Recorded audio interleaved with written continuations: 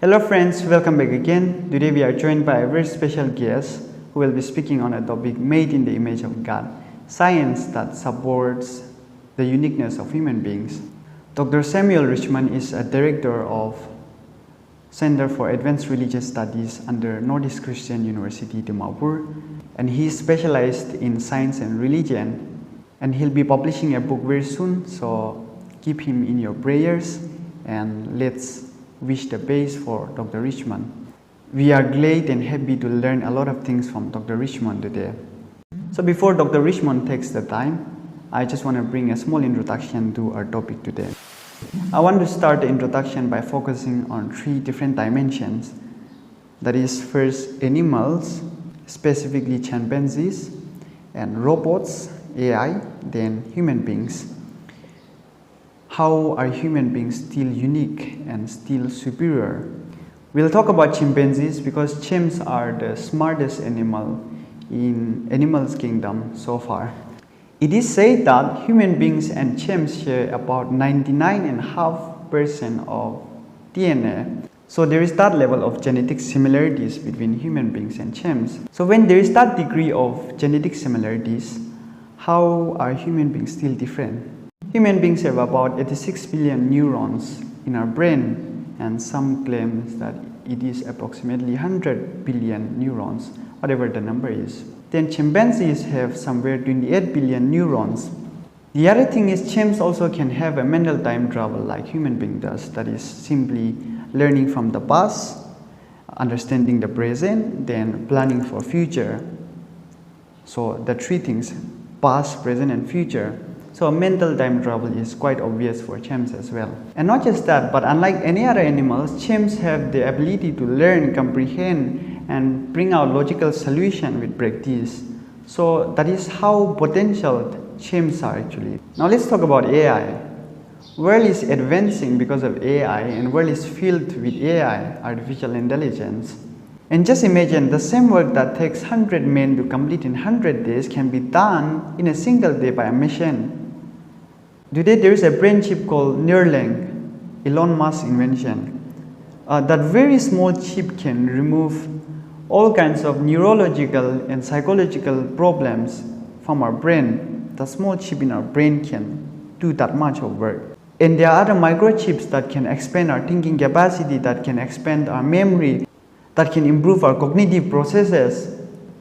So all this can be done through AI.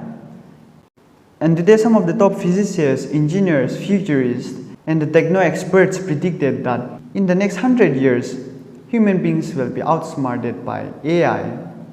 That's how dangerous and advanced AI can be. So bringing both chimps and AI, how are human beings still unique? Here's the thing. How does human being pass down all this information from one generation to the other generation? And how does chimps or any other animal pass down the information from one generation to the other generation? This is the difference.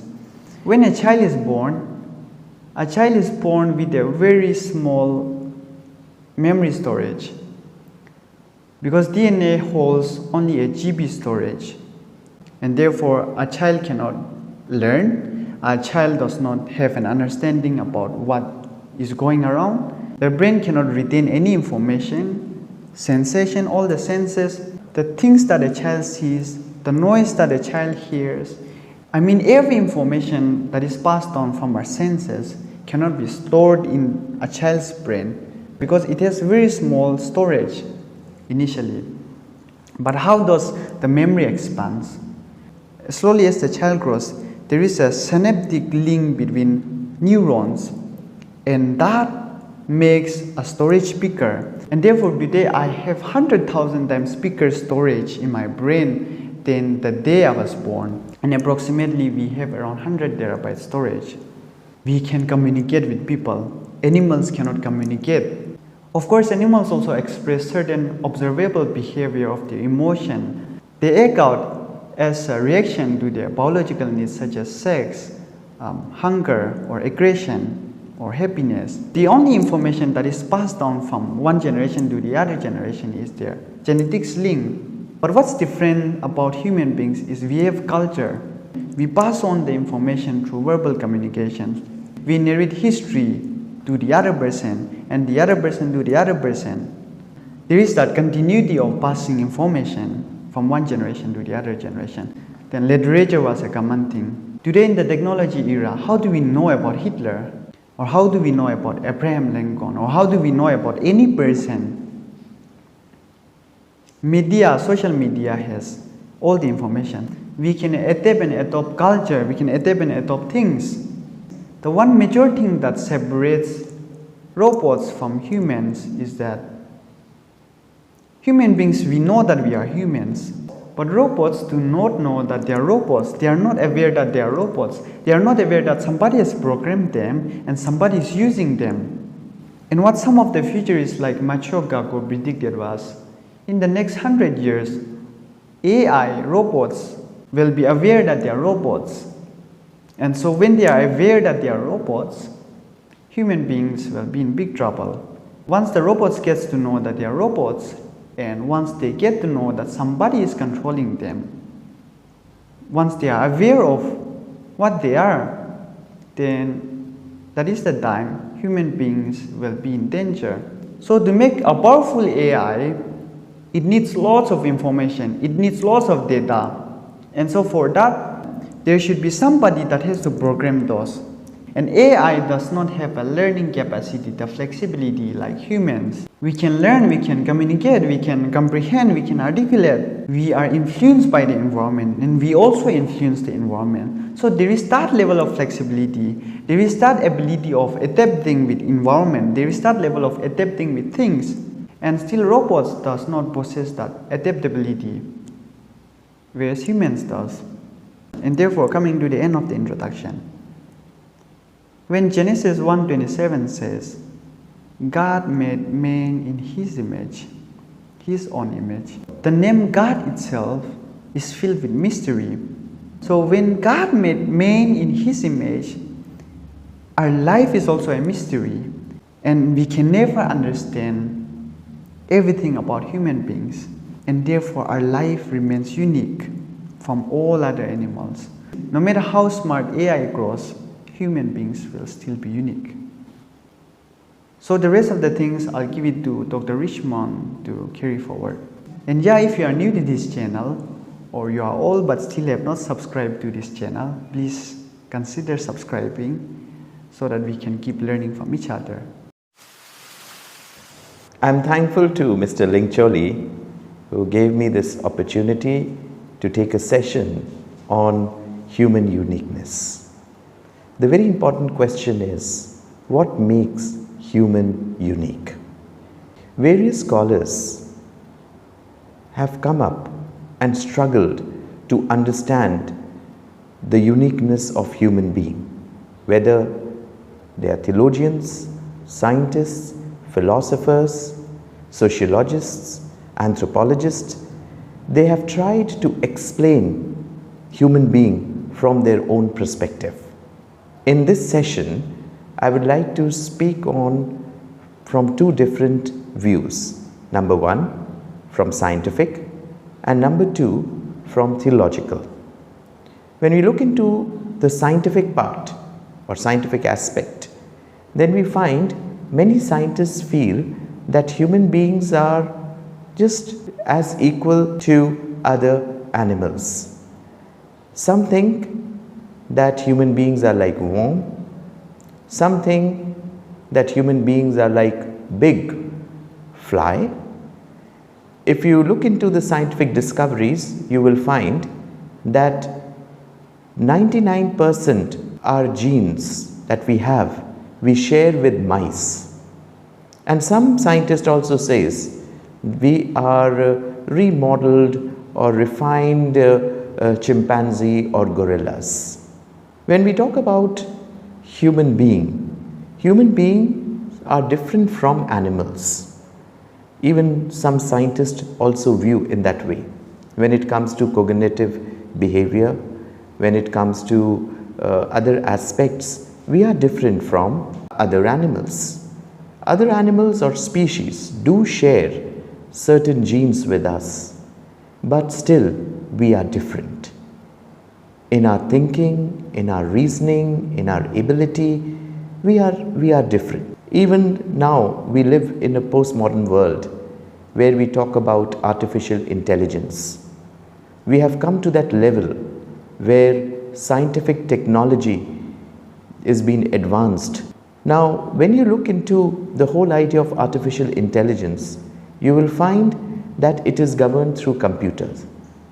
We are governed by reasoning, by logic, but they are not.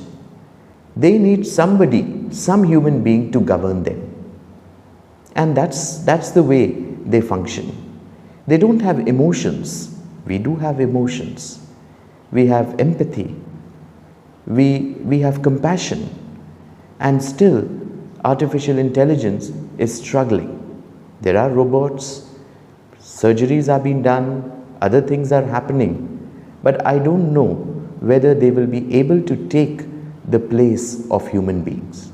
In fact, for me, they won't be able to take the full place of human being.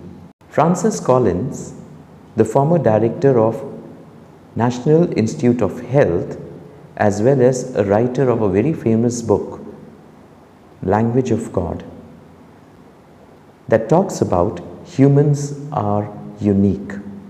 He studied the genetics and the DNA of human beings, and there he could find how beautifully human beings are being created by God. In fact, I will encourage you all to read his book, The Language of God. In that book, Francis Collins describes about his life.